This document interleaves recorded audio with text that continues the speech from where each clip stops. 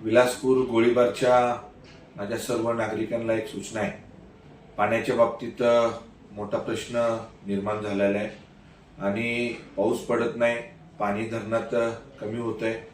यासाठी श्रीमंत छत्रपती आपले महाराज शिवेंद्रराजे भोसले महाराज साहेबांना स्वतः पाण्याचा आढावा घेतात.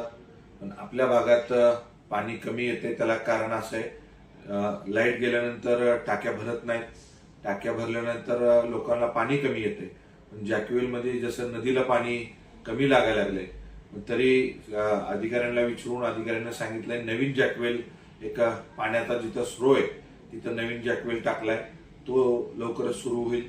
पण ह्या सगळ्या गोष्टी करताना महाराज साहेबांचा पूर्ण सातारा शहरासाठी, सातारा जिल्ह्यासाठी जिथं जिथं पाण्याची अडचण आहे तिथं महाराज साहेबांचं स्वतःचं लक्ष आहे.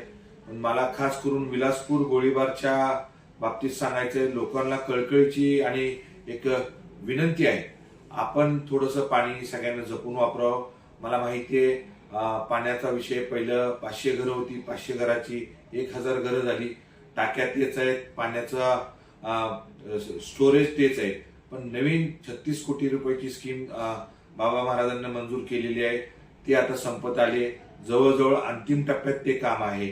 तर नागरिकांना थोडंसं पाणी जपून वापरावं आणि न घाबरता पाणी थोडंसं जपून वापरल्यानंतर आपल्याला सगळ्यांनाच पाणी पुरेल. मला माहितीये पाणी फोर्सनं येत नाही. पाणी का फोर्सनं येत नाही? टाक्या भरत नसल्यामुळं अडचणी खूप व्हायला लागल्यात. पण जिथं जिथं पाणी लागल तिथं मी टँकर देतोय, नगरपालिकेचा टँकर देतोय.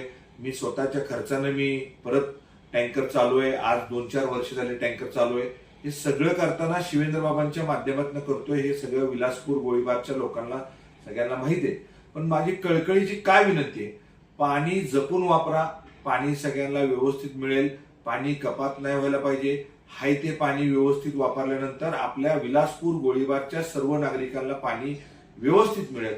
हेच मी लक्ष घालून, मी तुमचा एक कार्यकर्ता, समाजसेवक, तुम्ही निवडून दिलेला नगरसेवक म्हणून माझं कर्तव्य आहे आपल्या विलासपूर गोळीबारच्या लोकांना पाणी योग्य वेळेत व्यवस्थित यायला पाहिजे, ही माझी काळजी घ्यायची जबाबदारी आहे. पण पुन्हा एकदा सांगतो, पाणी ज्या दिवशी येणार नाही, ज्या दिवशी पाणी येईल, जिथं अडचण आहे तिथं माझी संपर्क करावा, ऑफिसशी संपर्क करावा.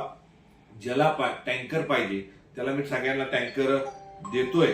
पण पुन्हा एकदा सगळ्यांना रिक्वेस्ट आहे, पाणी जपून वापरावा.